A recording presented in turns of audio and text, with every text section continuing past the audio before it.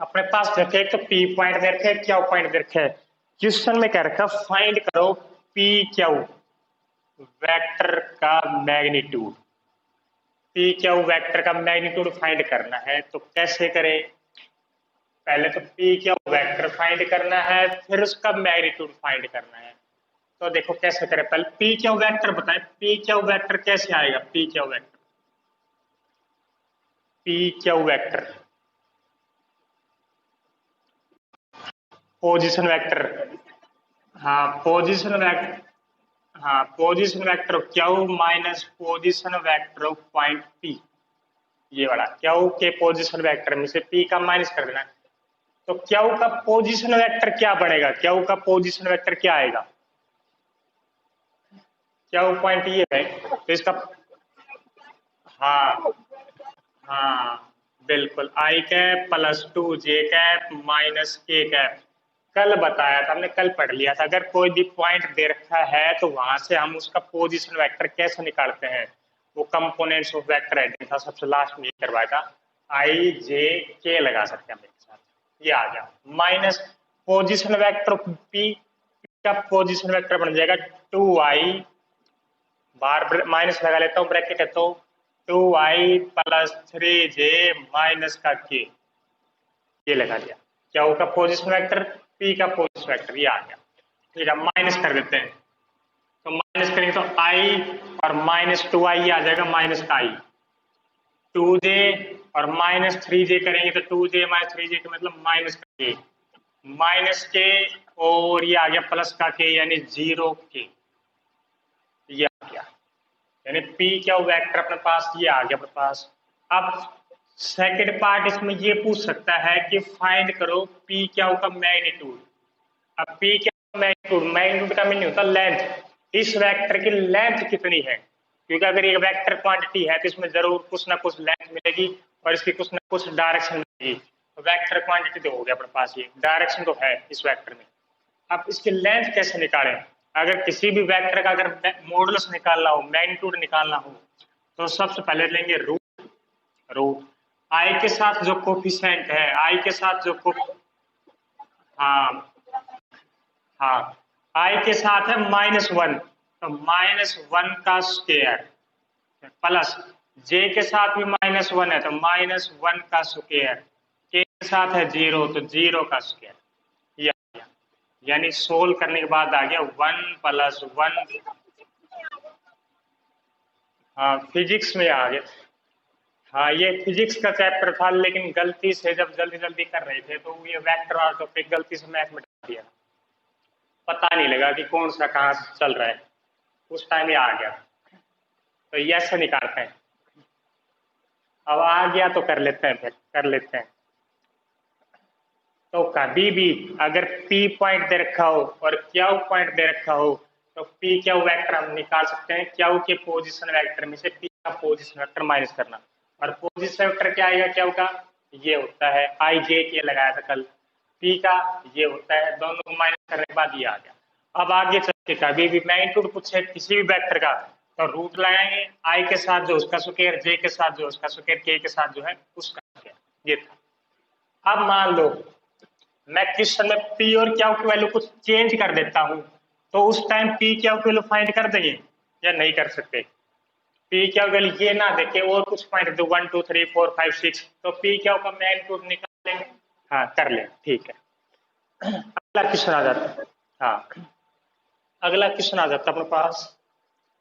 पहले दो question same ऐसे ही है, आज वाली एक्सरसाइज बिल्कुल इजी वाली है, बस बैठ के देखना देखना है।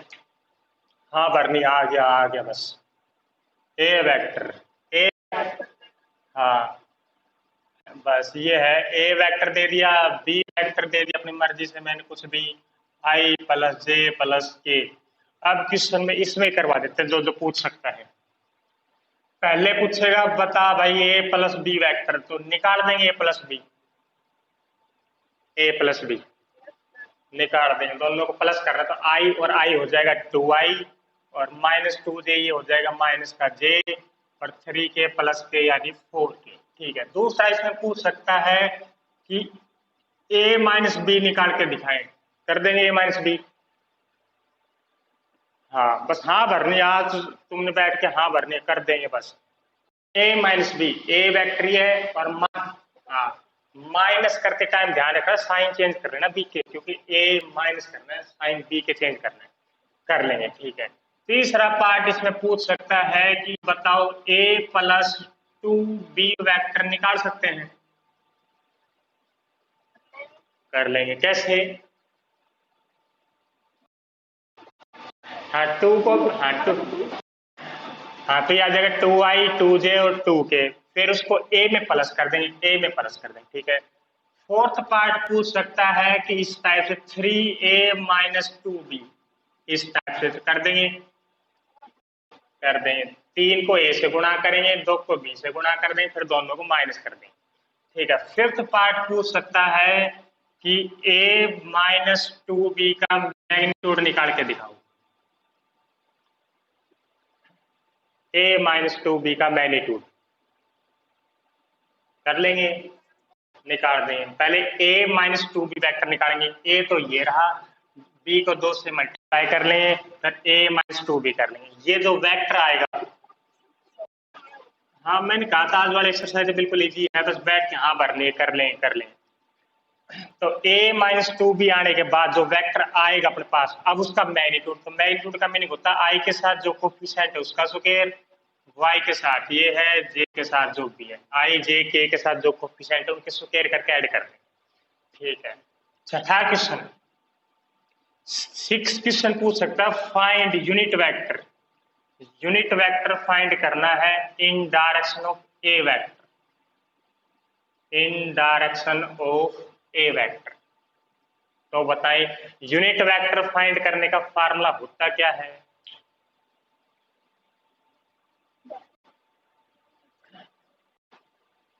हाँ यूनिट वेक्टर फाइंड करने का फार्मूला होता है, किसी भी वेक्टर का अगर यूनिट वेक्टर पूछे, यानी इसने पूछा है ए की डायरेक्शन में, तो ए की डायरेक्शन मतलब ए कैप फाइंड करना है, यूनिट वेक्टर ऑफ ए, तो ए कैप, इसका फार्मूला होता है ए का, ए अपॉन में ए का मैग्नीट्यूड। कोई भी वेक्टर का अगर यूनिट वेक्टर पूछता है तो वेक्टर बटे में उसका मैग्नीट्यूड कर दिया करो। तो वेक्टर अपने पास है, वेक्टर जैसे ए है, ए ये रहा आई माइनस टू जे प्लस के ठीक है। अब उनमें इसका मैग्नीट्यूड, तो ए का मैग्नीट्यूड वन माइनस टू का square plus four plus one, तो ये आ जाएगा रूट सिक्स, रूट सिक्स आ गया, ए की डायरेक्शन में यूनिट वेक्टर आ गया। सेवंथ क्वेश्चन पूछ सकता है, सेवंथ क्वेश्चन पूछेगा find unit vector, unit vector find करना है in direction of, in direction of B vector, कर देंगे unit vector in direction of B, direction B में फाइंड करना है, बताओ बताओ कर देंगे या नहीं।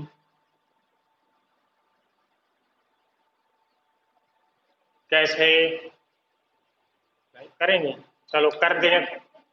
हाँ बी की डायरेक्शन फाइंड करना, बी की डायरेक्शन बी कैप फाइंड करना, बी की डायरेक्शन में कोई डायरेक्शन बी कैप, और बी कैप निकालने का फार्मूला होता है, कोई वेक्टर का मैं यूनिट वेक्टर पूछे तो वो वेक्टर जो भी वेक्टर है बी आप वन में बी का मैग्नीट्यूड, अब बी की वैल्यू अपने पास ये है बट इसका मैग्नीट्यूड कर देंगे ठीक। तीसरा पार्ट बताएं, फिर ऐसे पूछता है, अभी से अच्छी तरह से नहीं आया है। देखिए उसमें यूनिट वेक्टर की डेफिनेशन जहाँ पढ़ाई थी उसमें मैंने डेफिनेशन बताई थी भाई यूनिट वेक्टर का फार्मूला क्या होता है निकालने का, उसमें हमने प्रूव भी कर दिया, जिसको ड्राइव कर दिया था यूनिट वेक्टर का मीनिंग क्या था। तो अगर मैं पूछूं यूनिट वेक्टर निकालो, यूनिट वेक्टर निकालो किसका, ए प्लस बी वेक्टर का, ए प्लस बी का यूनिट वेक्टर, तो पहले क्या करेंगे, हाँ हाँ यूनिट वेक्टर ऑफ आएगा ए प्लस बी का क्या आएगा, ए प्लस बी वेक्टर अपॉन में,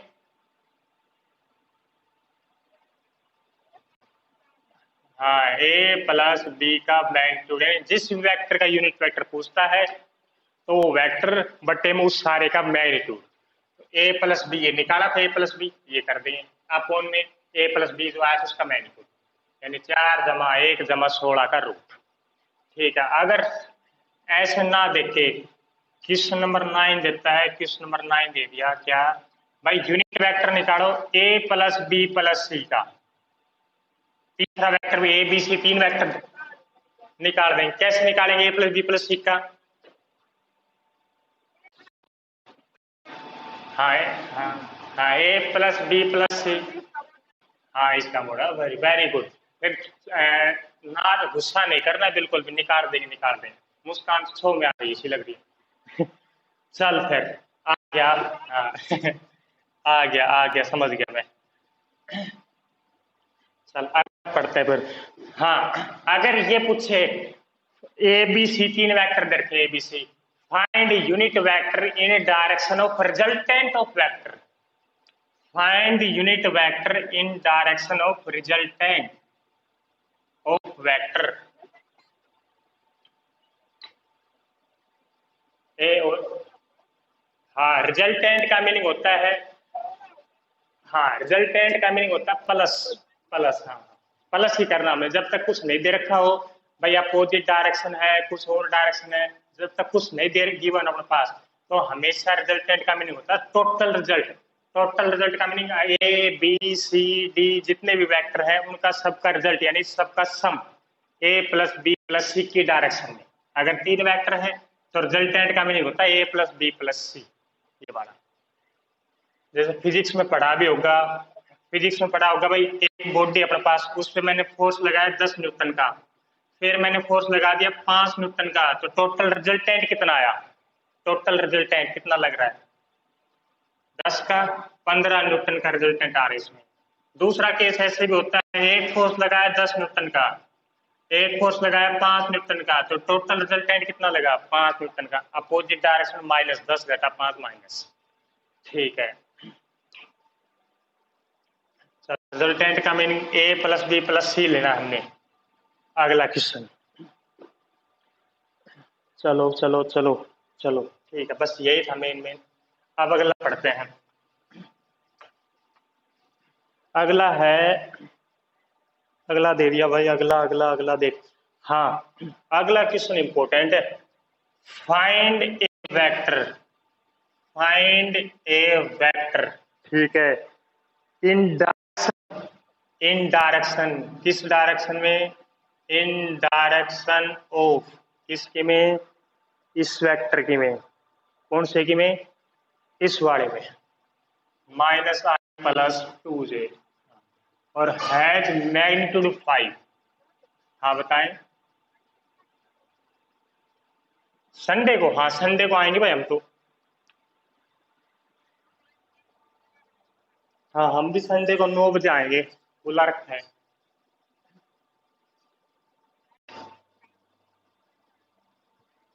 अच्छा, हाँ, कोई प्रॉब्लम है? अच्छा, वैसे घूमने आना है, वैसे घूमने। हाँ, कई बच्चों के चाह रहता है स्कूल में घूम के आएंगे, वहां से पढ़ के आएंगे टीचर्स के पास से। यहाँ तो वहां क्या पढ़ेंगे?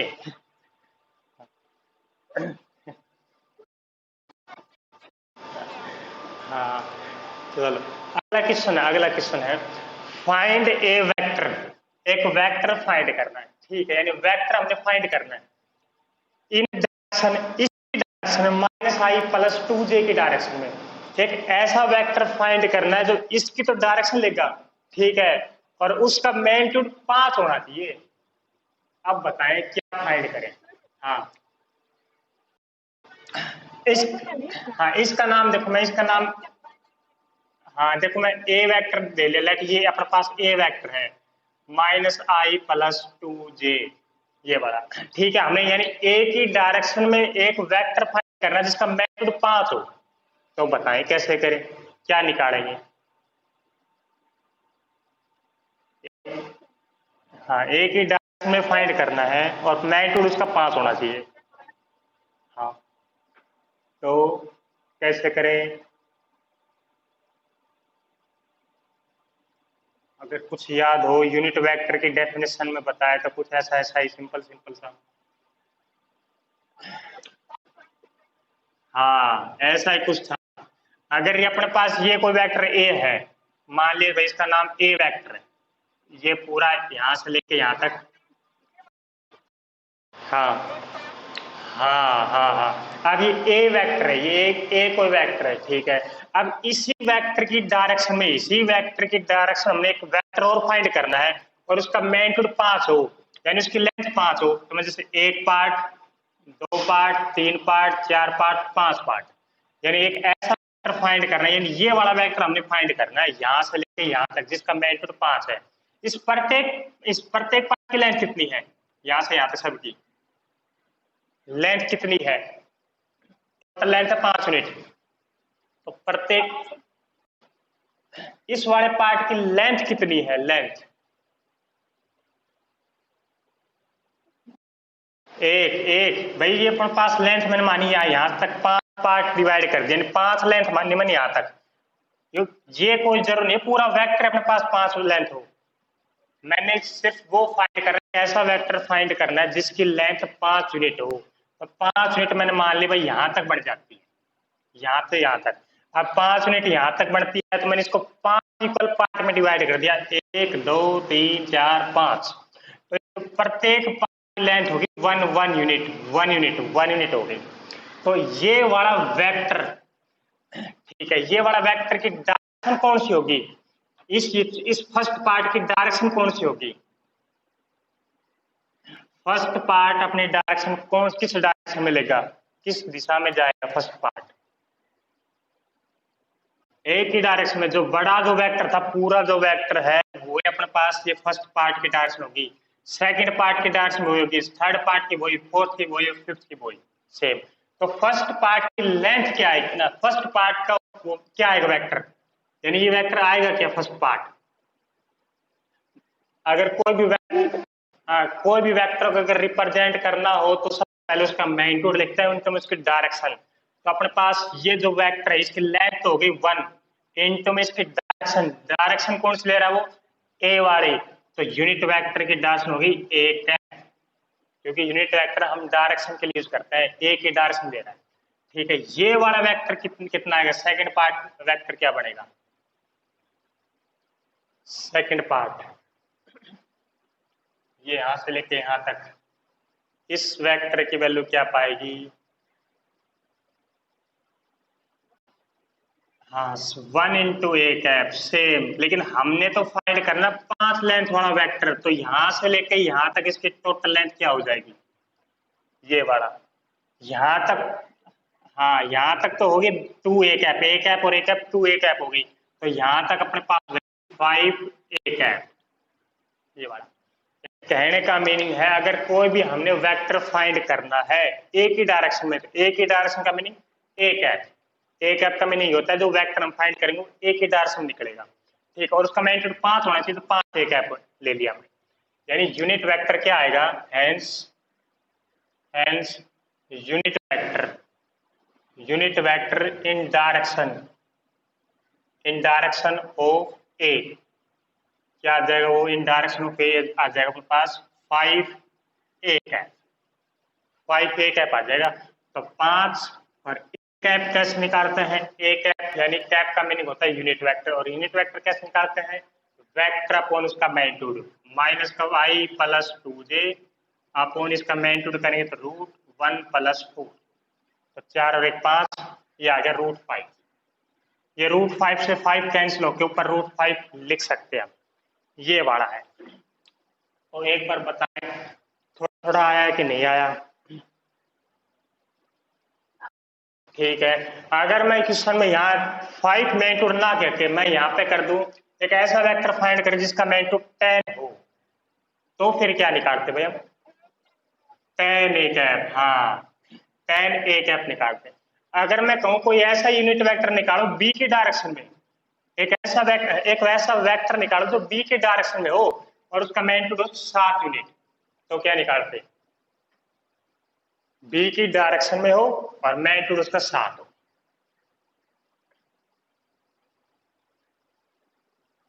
बी की डायरेक्शन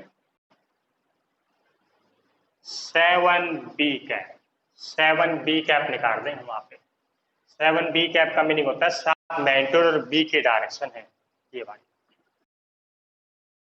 बी कैप गिवन होगा, सिर्फ बी वेक्टर गिवन होगा अपने पास, कोई बी वेक्टर गिवन होगा इस टाइप से ये वाला, और इसकी डायरेक्शन में एक वेक्टर निकालना है। तो बी कैप तो हम निकाल सकते, अगर वेक्टर दे रखा होता तो बी कैप तो हम निकाल सकते हैं वेक्टर बटे उसका मैग्नीट्यूड करके, यूनिट वेक्टर ये वाला। ठीक है, अगला चलते हैं।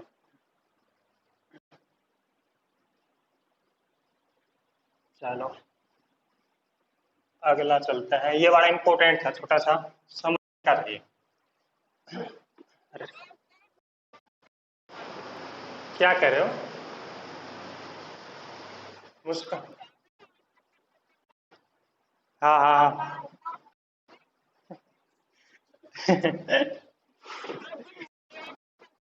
अच्छा अच्छा। ना आज नहीं किया।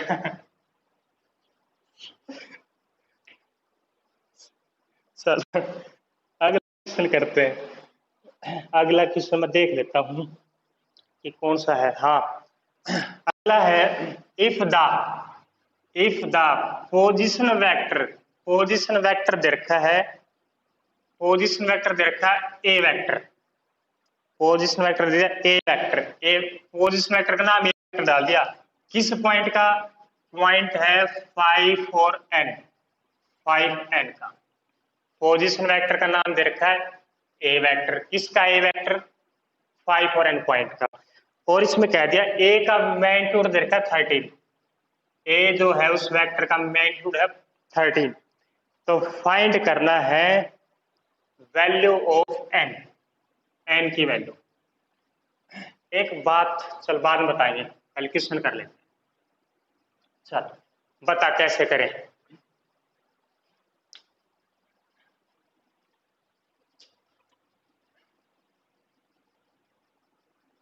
कैसे करें कैसे करें, पहले ये बताओ ए वेक्टर आखिर दे क्या रखा है, ए वेक्टर की वैल्यू क्या दे रखी है? ए वेक्टर तो पोजीशन वेक्टर है, किस पॉइंट का? इस पॉइंट का। तो हाँ जे कैप, हाँ five I cap plus N J cap, अगर ये पॉइंट है तो इसका पोजीशन वेक्टर बनेगा, आई और जे लगा देंगे बस, ये पोजीशन वेक्टर बन गया। ठीक है, अब इसका मैग्नीट्यूड देखकर 13, तो इसका मैग्नीट्यूड निकालते हैं, मैग्नीट्यूड। तो मैग्नीट्यूड निकाला तो 5 का स्क्वायर 25, एन का हो गया एन स्क्वायर, और ये अपने पास देखकर 13 के बराबर, रूट आ रहा है, ये मैग्नीट्यूड एक फुट कर दिया 13 के बराबर, तो रूट आर एच स्क्वेयरिंग कर देते हैं, तो 25 plus N square equal to आ गया 169, एन स्क्वेयर की वैल्यू आ गई 144, और एन की वैल्यू आ गई प्लस माइनस 12। ये था एन की वैल्यू प्लस माइनस 12 जरूर लिख रहे, कभी प्लस की 12 लिख दो, ये था बस। ठीक है, अब बात आती है, बात क्या आती है, अगर अपने पास कोई वेक्टर i प्लस 2j है, i प्लस 2j है, तो इसकी लेंथ, लेंथ का मीनिंग मैग्नीट्यूड, मैग्नीट्यूड इसका ऐसे क्यों निकालते हैं, यानी 1 का स्क्वायर प्लस j मीन 2 का स्क्वायर, रूट 5 ही क्यों निकालते हैं, ऐसे क्यों निकालते हैं? इसमें ऐसा कौन सा मेथड लगा दिया, रूट शूट, और क्यों नहीं किया, मैं डिवाइड में क्यों नहीं किया, मल्टीप्लाई में क्यों नहीं किया, बताएं।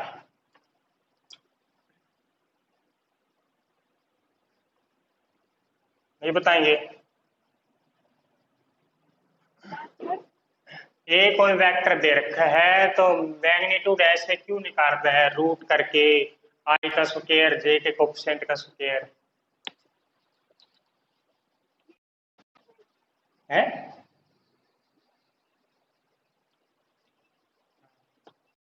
हाँ ये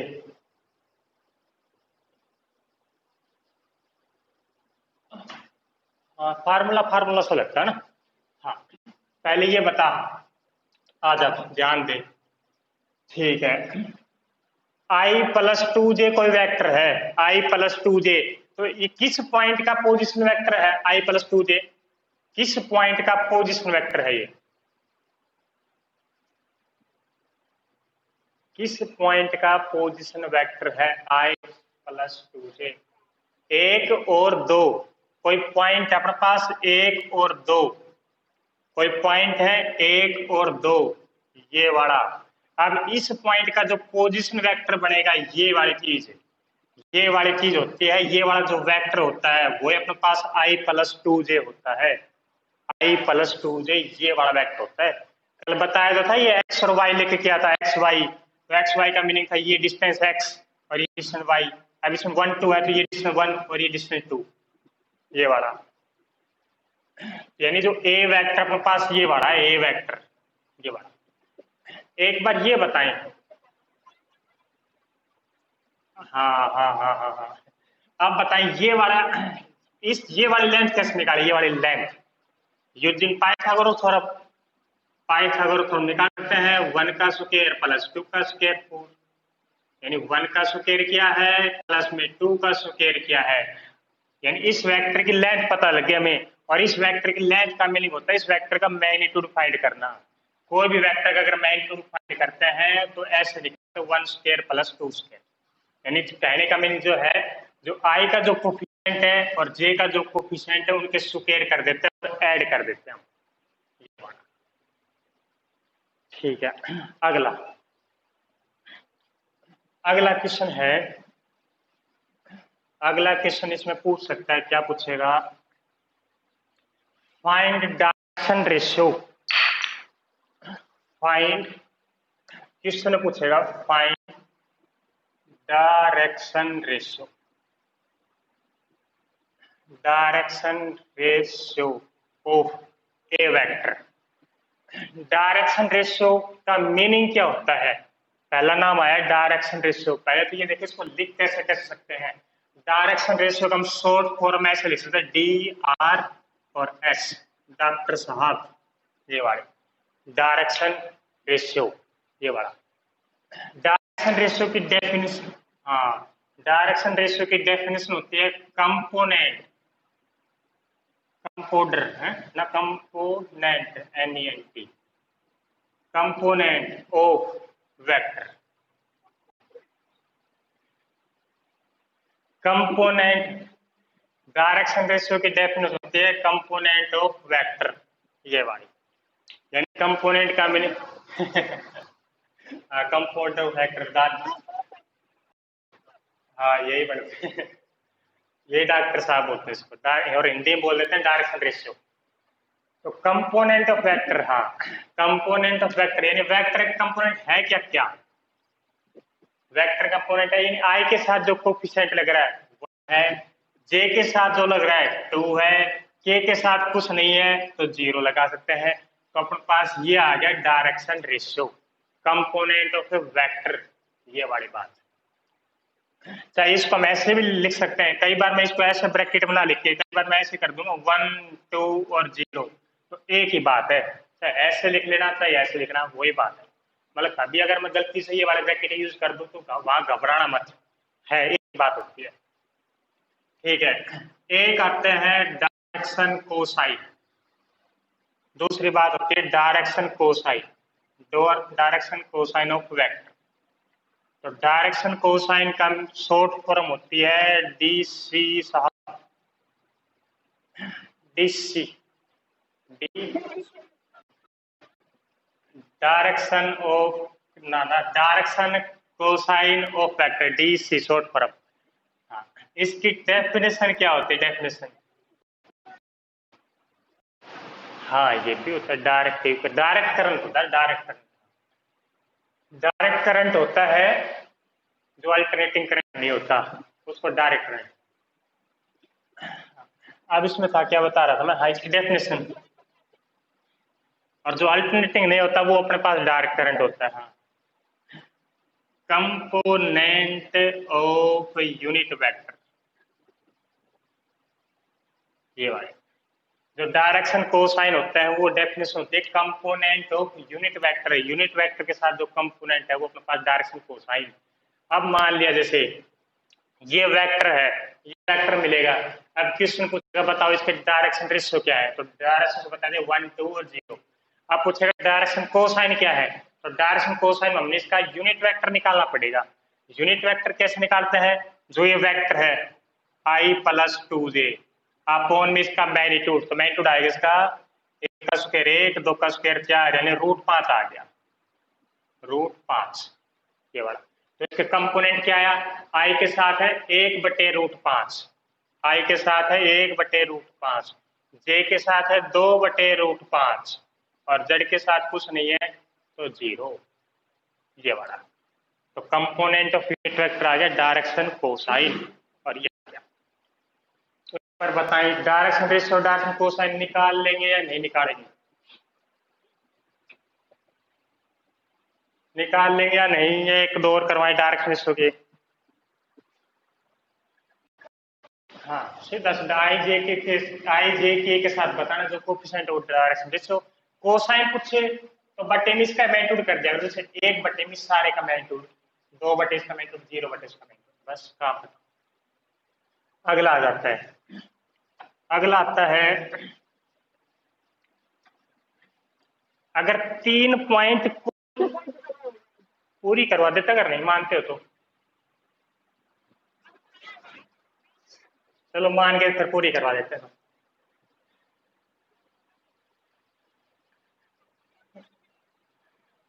ना ना ना, छोटी छोटी क्वेश्चन है सारे ही। हाँ मेरे, हाँ हाँ मेरे पास भी थोड़ा सा लीव तो कर सकते हैं, लेकिन मैं तो नहीं करता ना, फिर आगे सिलेबस हो जाएगा। हाँ, हाँ। अब ये बताएं 3 पॉइंट रखें ए बी सी, कोई भी 3 पॉइंट दे सकता है। अब ये पूछेगा बताओ ए बी सी कोलिनियर है या नहीं है, बताएं एक बार कैसे चेक करें कोलिनियर।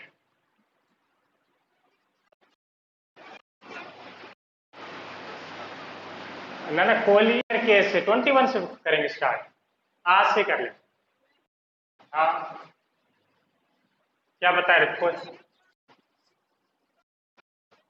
हाँ किसी भी दो वेक्टर का सम, हाँ हाँ जैसे ए बी वेक्टर निकालेंगे हम सबसे पहले, ए बी वेक्टर बी के पोजीशन वेक्टर में से ए का माइनस कर देंगे, बी सी वेक्टर निकाल लेंगे, ए सी वेक्टर निकालेंगे।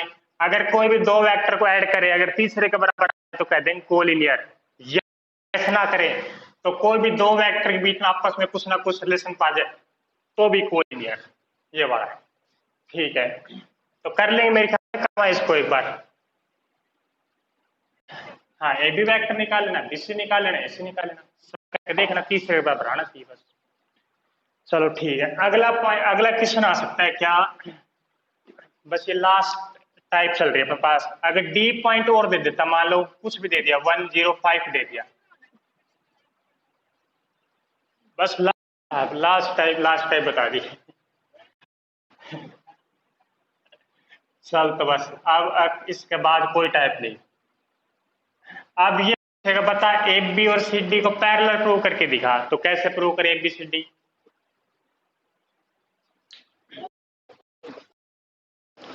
हाँ हाँ हाँ तो कैसे कैसे प्रूव करते हैं वो बता भाई।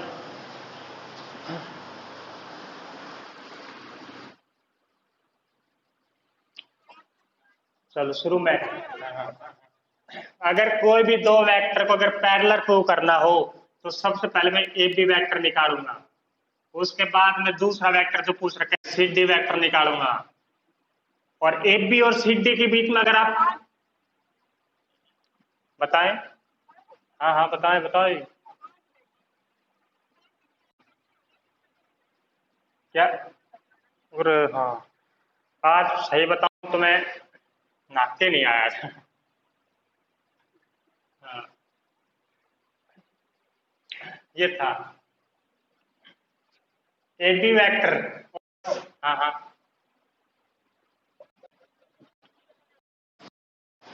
आवाज नहीं यार, भी क्या कह रहे हैं, कम आवाज कम आ रही, नहीं पता नेटवर्क प्रॉब्लम है तो क्या है। देखो देखो देखो ए बी वेक्टर है और एक है सी डी वेक्टर। अगर ए बी वेक्टर निकालते हैं, सी डी वेक्टर निकाला सबसे पहले, सी डी डी माइनस सी करके, ए बी डी माइनस ए करके, ए बी और सी डी के बीच में अगर आपस में कोई रिलेशन आ जाता है, ए बी और सी डी के बीच में कोई रिलेशन आ गया तो कह देंगे दोनों वेक्टर आपस में पैरेलल है। ये वाला कर लेंगे। कई बार क्वेश्चन में कह देता है प्रूव करके दिखाओ, जैसे ये वाला प्रूव करके दिखाओ, F B equal to half C D prove करके दिखाओ, तो कर सकते हैं एफ बी इक्वल टू, हाँ पहले ये पूछेगा भाई प्रूव करके दिखाओ F B equal to half C D, तो हम एफ बी निकालेंगे बी घटा ए करके, सी डी निकालेंगे डी घटा सी करके, फिर हम चेक कर लेंगे। जैसे इसका मीनिंग ये भी कह सकते हैं हम, ये वाला सी डी अपने पास ट्वाइस है एफ बी का, हाँ कर लेंगे चेक, आ ही जाएगा। अगर कुछ ना कुछ कर लेंगे, करवाएंगे क्वेश्चन ऐसा, F B equal to half C D वाला, बताएं।